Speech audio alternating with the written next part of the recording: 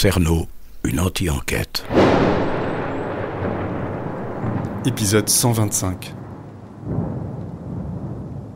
On est samedi, et tout à l'heure je m'apprêtais à partir en reportage quand j'ai reçu 2 messages de l'Isadol justement.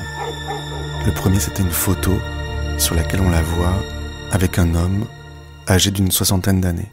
Et le deuxième message qu'elle m'a envoyé dans la foulée, c'est un message vocal. Joséphine est à toi. Moi je trouve ça, pour le coup, incroyable que la personne qui s'implique le plus dans le podcast rencontre par hasard un protagoniste essentiel de l'affaire. Mon pauvre Julien. L'espèce humaine est cruelle. Oui. Franchère. Vous savez, les gens... On les connaît jamais, les gens. Hein Françoise! Pourquoi les gens, ils tuent? On sait qui c'est derrière. L'amour. Je rentre chez les gens, je vais voir les gens dans la rue. Julien Cernobori. Si on écoute les gens, on comprend quand même. On me fait rentrer dans un garage, je voudrais savoir qu'est-ce qui se passe dans le moteur. Hein? Je viens de recevoir un message hallucinant. Le mal existe. Cerno.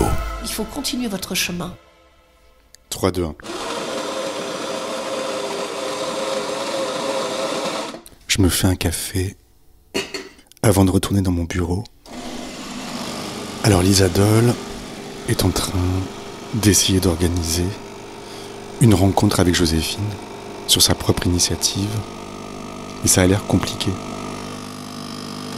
D'abord, elle m'a affirmé dans son premier message que Joséphine était d'accord pour que je vienne le voir, mais elle a l'air un peu en panique et je sais pas pourquoi. Elle me dit que ça lui a causé un choc psychologique, qu'elle a l'impression de prendre trop de place dans mon enquête. J'avoue que j'ai un peu de mal à comprendre. Je retourne dans mon bureau.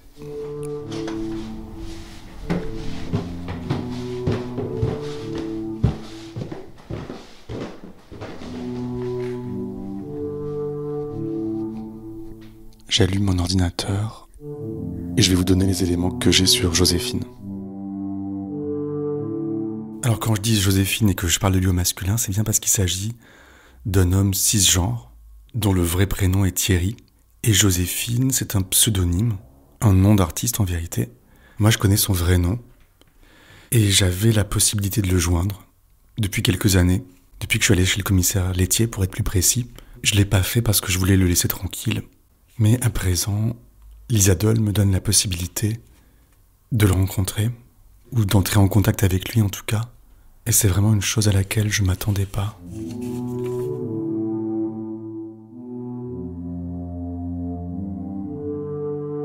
Alors j'ai plein de choses dans mon ordinateur le concernant. D'abord, si vous allez dans votre moteur de recherche et que vous tapez Mathurin de Chavannes, Jean-Thierry Mathurin est passé 2 fois dans l'émission de Christophe de Chavannes dans les années 80. Il y avait une séquence qui s'appelait Playmec. Il y en a une première datée du 3 avril 1986 où on voit Mathurin faire une sorte de striptease, et une deuxième datée du 26 mai 1987, donc quelques mois avant son arrestation.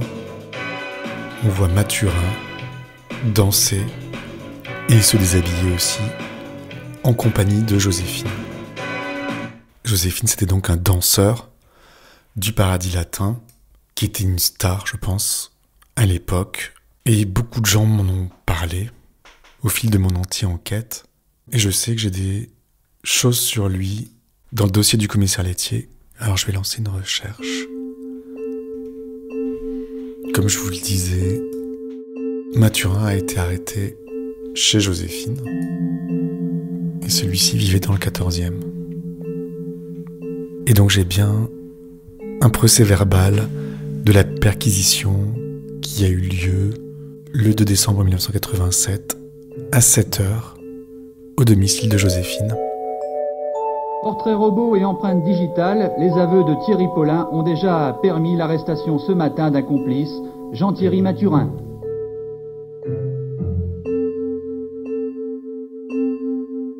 Donc à 6h30 du matin, les policiers se rendent dans un immeuble du 14e arrondissement. Ils demandent à la gardienne où se trouve le logement de Joséphine. Ils frappent à la porte de l'appartement et il est écrit que c'est un homme de couleur vêtu d'un peignoir blanc qui leur ouvre. Et cet homme, c'est Joséphine. Dans la salle de séjour, ils constatent la présence d'un homme dévêtu, allongé sur un matelas à même le sol. Et cet homme, c'est Jean-Thierry Mathurin. Donc il perquisitionne. C'est là qu'il trouve un agenda de marque Covadis, année 1987, portant le nom de Mathurin Jean-Thierry. Et il y a mon adresse, puisqu'à l'époque, Mathurin habitait dans mon immeuble, donc. C'était le point de départ de ce podcast. Mais ce soir-là, je sais pas pourquoi, il dormait chez Joséphine. Alors ensuite, Joséphine est interrogée au quai des Orfèvres à 9h05. Alors ce que je lis dans son interrogatoire, c'est qu'il est né de père inconnu. Il a 27-28 ans à l'époque. Depuis 5 ans, il travaille au Paradis Latin. Il y est employé comme danseur. Il travaille le soir de 18h à 1h du matin. Il perçoit un salaire mensuel de 15 000 francs, environ. Depuis 1 mois, il habite dans un appartement du 14e arrondissement. C'est un appartement de 2 pièces. Les policiers lui expliquent qu'il est entendu en qualité de témoin suite à l'homicide volontaire commis le 5 janvier 1984, 10 rue Saulnier, à Paris 9e, sur la personne de Anna Barbier-Pontus. Et donc c'est une faute de frappe, c'est pas le 5-01 1984, mais le 5-10 1984. Il affirme qu'il est totalement étranger à cette affaire de meurtre sur cette personne âgée. Il n'a jamais commis d'agression sur qui que ce soit.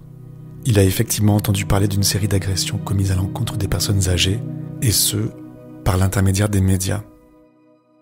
Il explique que Jean-Thierry Mathurin est un bon copain, qu'il connaît depuis environ 5 ans. Il a fait sa connaissance au Paradis Latin, où Mathurin a été employé pendant 2 ou 3 ans. Et il en est parti parce qu'il voulait changer de travail. Par la suite, Mathurin a été employé dans une crêperie située en face de la faculté des sciences de Jussieu à Paris 5e. La crêperie où travaillait Odette, donc. Lorsqu'il était employé au Paradis Latin, le nommé Mathurin venait parfois passer la nuit chez lui. À l'époque, Joséphine habitait dans un studio situé rue du Morvan, dans le 11e. Et Mathurin n'avait pas de domicile personnel, il demeurait chez sa mère, rue Marx-Dormois, à la porte de la Chapelle dans le 18e. Selon Joséphine, Mathurin n'a jamais eu de domicile à lui. Depuis pratiquement 1 mois, Mathurin vient coucher chez lui tous les soirs. Il y a même quelques vêtements à lui, à son domicile. Il lui arrivait également d'aller chez l'un de ses amis, un nommé Eric, qui demeurait dans mon immeuble donc. Il affirme que Mathurin ne lui a jamais parlé des agressions de personnes âgées. Il n'y a jamais fait allusion. Il le voit la plupart du temps seul, et à part Eric, il ne connaît pas ses relations. On l'informe que Thierry Paulin se trouve dans les locaux de la police. Il dit qu'il connaît cette personne originaire des Antilles, qu'il a fait sa connaissance il y a environ 4 ans au Paradis Latin, qu'il y était employé comme serveur en salle. Il est resté très peu de temps au cabaret, soit environ 1 année. Mais il ne s'agit pas d'un ami. Il ne sait pas ce que fait Paulin dans la vie.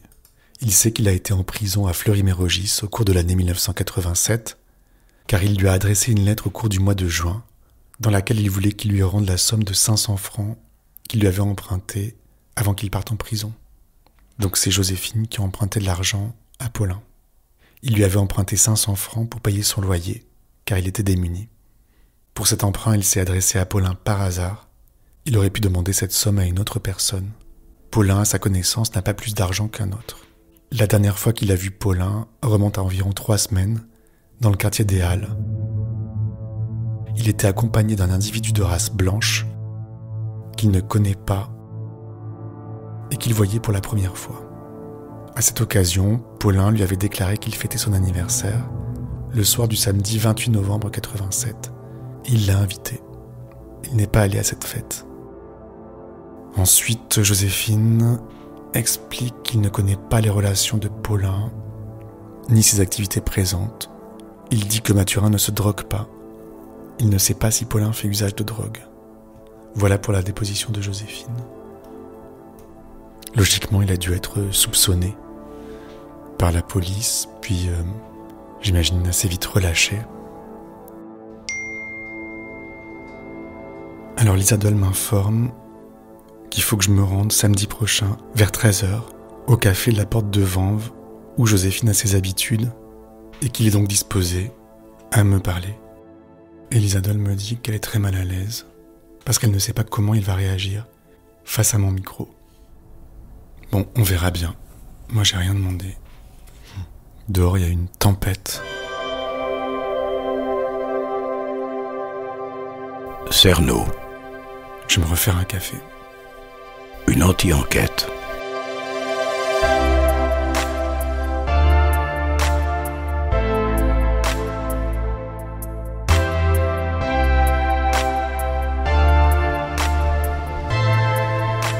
« 3, 2, 1. On est samedi matin. Je suis boulevard Brune. Et donc je me rends au rendez-vous que m'a pris Lisa Doll avec Joséphine, qui a bien connu les deux tueurs. Enfin, un rendez-vous. C'est pas vraiment un rendez-vous. Elle m'a dit de passer au café où il va, entre midi et demi et 13h. Et on sait pas trop à quelle heure il vient. Mais avant... Alors, j'imagine que beaucoup d'entre vous vont se dire que cette histoire est tirée par les cheveux, que c'est pas possible que Lisa Doll ait rencontré Joséphine par hasard. C'est vrai qu'elle aurait pu facilement retrouver son nom et son numéro. Donc la version qu'elle m'a donnée, c'est qu'elle avait crevé avec sa voiture au niveau de la porte de Vanves, qu'elle était allée chez Midas pour faire changer son pneu, et que, voilà, comme on lui a dit que ça durerait 1 heure, elle est allée au café à côté, et c'est là qu'elle a rencontré Joséphine. Alors, avant d'aller au café, j'aimerais vérifier que le Midas est près d'ici. Donc je passe devant le café où j'ai rendez-vous. Mais le café est au numéro 9. Et je vois le Midas là, qui est au numéro 48. Donc c'est vraiment loin du café. Et surtout, j'ai l'impression qu'il y a plein de cafés autour de Midas. Donc si Lisa Doll a fait réparer sa voiture chez Midas, logiquement elle aurait dû aller dans un café proche de Midas. Et il y en a plein en fait. Mais apparemment elle aurait préféré aller jusqu'au café Maréchal Brune, qui se trouve peut-être à bien 500 mètres. Donc ça n'a pas de sens. En tout cas, si elle voulait aller boire un café, elle aurait pu aller beaucoup plus près. Donc c'est super bizarre. En plus, c'est sur le trottoir d'en face. Je croise une vieille dame avec des tennis roses et un caddie rose. Il y a un tramway qui passe. Une autre vieille dame avec le même caddie rose. Je me sens un peu nerveux. Le problème, c'est que j'ai beaucoup de choses à demander à Joséphine. Et le café, c'est pas l'endroit idéal. Parce qu'on raconte pas les mêmes choses quand on est au café. Quand il y a des gens qui nous écoutent autour. Et j'aimerais bien discuter un peu, lui expliquer ce que je fais. Pour qu'il me raconte tout, bien, depuis le début. Comment il a rencontré Mathurin et Paulin. Puis tous les rebondissements de ces 4 années de folie entre le moment où le couple s'est rencontré au Paradis Latin et leur arrestation. Voilà, j'approche du café Maréchal Brune et je me demande s'il est arrivé ou pas. D'après ce qu'elle m'a dit, il devrait avoir des béquilles. Il y a un kiosque à journaux en face. Pas de Joséphine a priori. Pas encore. Là, je vois un monsieur avec des béquilles.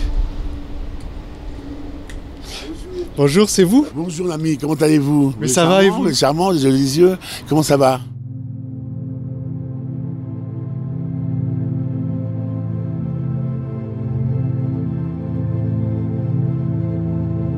Ça va et vous ? Bah ça va. Je suis très ému de vous rencontrer. Vous m'avez vu au spectacle ?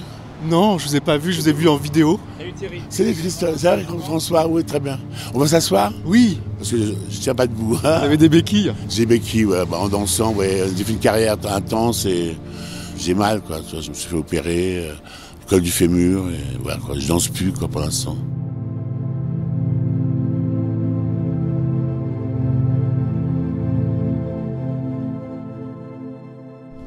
Bon, et toi ? Bah ça va, tu moi. fumes ? Non, je fume pas. Ah, c'est bien, bravo, t'as pas ce vice, ça. Non. J'ai une voix qui passe parce que je suis pas très, je parle simplement. Ah oui. Parce que bon, je sais pas. Naturellement, hein. Naturellement. On est naturel. Je Hein. suis naturel, naturel. C'est ma devise. Hein. Oui. Qu'est-ce que vous prenez? Un café? Je vous prends un Porto. Un Porto. Un Porto, s'il te plaît. D'accord. Chan, bonjour. Je passe à la télé. Non, je plaisante. Souris, t'es filmé. J'adore. Mais je ne parle pas beaucoup de moi, en fait. Mais depuis certaines années, j'ai besoin de parler, quoi. De parler de quoi? De la vie, en fait, en général. Ouais. Comme j'ai fait du cabaret, tu sais, je suis resté 18 ans au Paradis Latin. Mais je sais. Vedette, star. Oui, star, en quelque sorte, mais ça, moi, je suis modeste, je suis tranquille, quoi, vraiment. Au Paradis Latin, j'étais la star, sans prétention aucune. Parce que j'ai marqué une génération, quoi, marqué une forme de... Bonjour, comment tu vas? Tu vas bien? Bonjour. Je l'interviewe, je m'appelle Julien. Marie-Karine. Ah, enchanté. Vous connaissez? Oui, un peu de la cantine. Vous interviewez, pourquoi? Oh, parce que c'est une longue histoire. Ça, n'en parlons pas. Hein. N'en parlons pas. N'en parlons pas. Non. T'as des jolis yeux bleus. Hein. Merci. Bon, j'ai mon ami qui a les mêmes yeux que vous. C'est vrai? Depuis 20 ans, je l'aime, vraiment, il est gentil, il est adorable, vraiment, il m'a épaulé. C'est votre petit ami? Mon petit ami depuis 20 ans, oui. Comment il s'appelle? Benoît. D'accord. Il est très gentil, il s'occupe de moi. Il a les yeux bleus comme toi, blond aux yeux bleus. Ouais. D'accord. Ah oui. Elle m'a dit, Lisa, tu verras, il est charmant, mignon et adorable. Comment tu l'as rencontré, Lisa? Eh ben ici, comme par hasard, ici, j'étais assis à la même table, et puis on a discuté, je sais pas comment c'est parti, et on arrivait, après je dis facilement que j'ai fait du spectacle, je suis danseur de métier. Elle est arrivée comme ça par hasard? Non, elle était à côté de moi, puis je lui ai demandé du feu, en fait, je sais plus très bien ce que je lui ai demandé, et puis moi je dis facilement que j'ai fait du spectacle, j'ai 63 ans, il y a prescription, ça fait quoi, 25 ans que j'ai tout arrêté. À cause de ma jambe, en fait. J'étais mince, hein, j'étais maigre. Hein. J'ai fait un peu de mode, un peu de cinéma, un peu de publicité.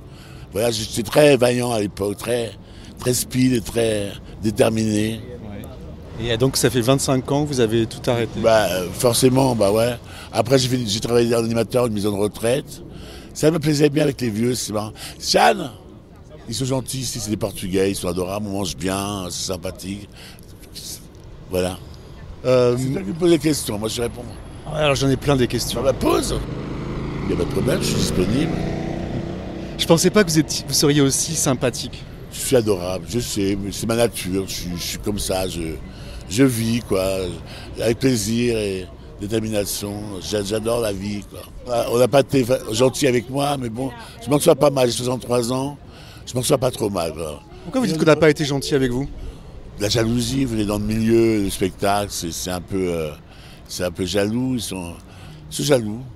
Parce que justement, je suis un homme sincère et joyeux à la base. Et comme l'histoire de Mathurin, vous êtes au courant? Ah oui, oui. Oui, l'histoire de Mathurin, ça a brisé quelque chose en moi. Mon côté naïf, spontané. Quand j'ai commencé au Paradis, j'étais très bien, j'étais forcément à l'aise, tranquille. Et cette histoire m'a un peu choqué, quoi. Et j'ai perdu pas ma joie de vivre, mais j'ai perdu une certaine vivacité, une espèce de... C'était un choc. C'était un choc pour moi, vraiment, sensiblement, c'était un choc.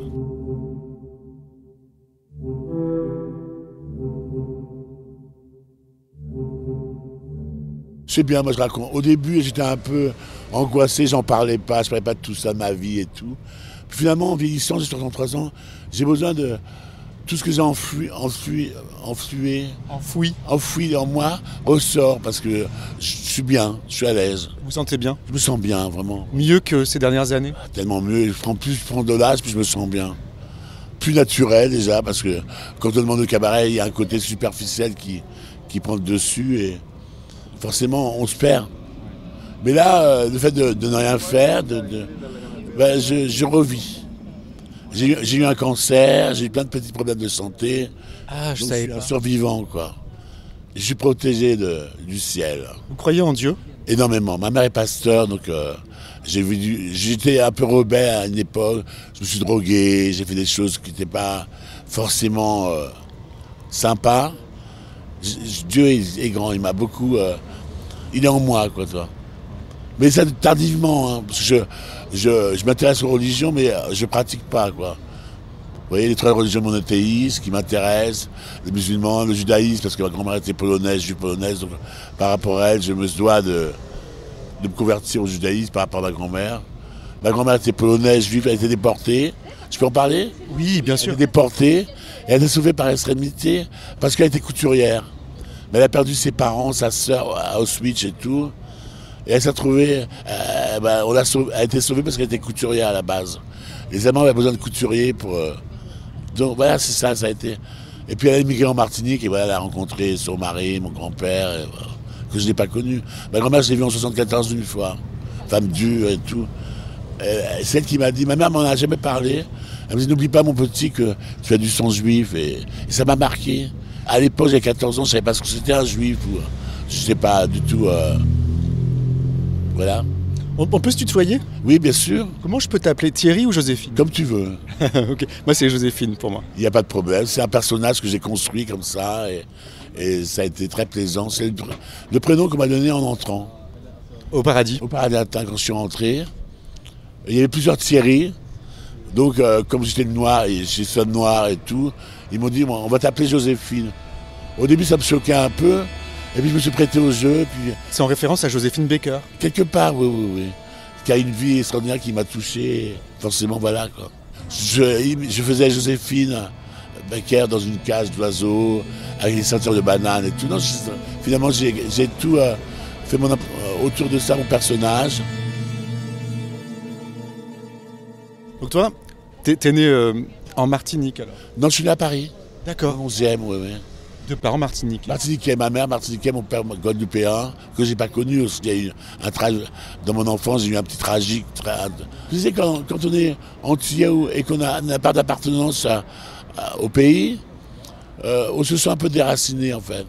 Moi j'ai grandi à Paris, en France, à Paris, et donc j'ai une culture française, notamment, mais donc j'ai du mal à m'assumer déjà mon côté gay, PD, juif, noir, tout ça, ça a été une lutte, bataille.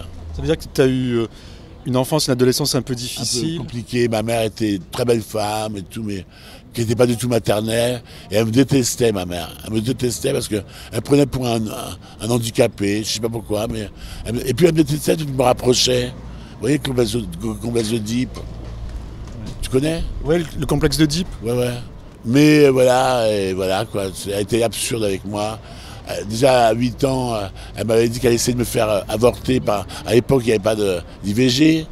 Donc ils allaient voir les marabouts qui te perçaient avec une aiguille à tricoter. Oui, elle me perçait pour que je crève. Et le mec il n'arrivait pas, elle m'a dit, il n'arrivait pas à me tuer. Pour ça je suis béni, c'est divin chez moi. J'ai la soif de vivre. Là. C'est un survivant, quoi. Un survivant, en fait. Je ne devrais pas être là, à la base. J'ai été son souffre-douleur pendant toute mon enfance. Elle faisait des pires saloperies. Ma mère était très speed, très agressive et tout. Bonjour. Moi, elle me frappait déjà. Voilà. Et quand on est môme, c'est déjà quand j'avais 5 ans, elle me disait tu finiras PD. Je sais pas ce que c'était. Et puis finalement, voilà quoi. Mon enfance a été perturbée quand même. Pour ça, je suis devenu PD ou peu importe, je sais pas bien quoi. Je sais pas très bien. Donc à l'école, ça devait être difficile. Difficile, déjà le seul noir dans mon école, sur 200 élèves. Alors parce qu'on peut endurer des méchancetés entre gosses. Les gosses sont cruels, on le sait. Ouais. Et donc après, comment tu es devenu... Donc tu t'es échappé de ça, j'imagine, de chez ta mère et tout ça. Tu as voulu partir? J'ai voulu partir et je suis parti à 16 ans. Ensuite j'ai... C'est jeune, 16 ans. Comment t'es parti? Je sais plus. C'est-à-dire qu'un jour, tu as décidé de quitter le... Ouais, j'ai voté. J'ai travaillé aussi. J'ai arrêté en 4e, transition, 5e, je sais plus. Et j'ai fait des petits boulots comme ça. Quel boulot? J'ai fait la manutention, j'ai fait une école de boulangerie, de charcuterie, de boulangerie. J'ai fait plein de travaux, quoi, de business, quoi. Tu bois ton Porto? Je bois pas. Mais le week-end, je m'accorde à... Je bois plus, non. Moi, j'étais un peu alcoolique et tout. La drogue. J'ai connu la drogue. Quelle drogue? Héroïne, cocaïne. Tu t'es piqué? Oui. Ça a duré 2 ans. mais intense, quoi.